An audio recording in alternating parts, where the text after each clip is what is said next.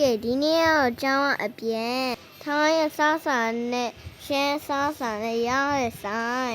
အဲ့ဆိုင်မှာသွားစားမယ်ဆိုင်လေးကတော့ကြောင်မြောင်းဓမ္မစိန်နာနဲ့ဓမ္မဝိဟာရလမ်းကြားငွေချိုင်းတုံဆိုင်လေးမှာသွားစားမယ်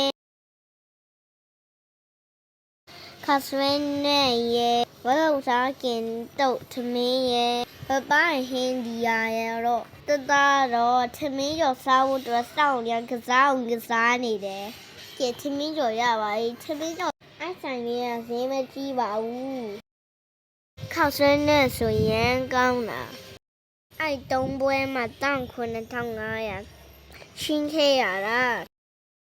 ထိုင်းဆိုင်လေးရရင်တွားစားကြည့်ကဲဒီနေ့ကတော့နောက်တစ်ခုဘလော့လေးမတွေ့ကြမယ်နော်ဘိုင်ဘိုင်ပြီးရင်လည်းတရဘလော့လေးကို follow လုပ်ပေးအောင်နော်ဒီကတော့ရှမ်းဝင်ရလေးဘလော့ပါပဲ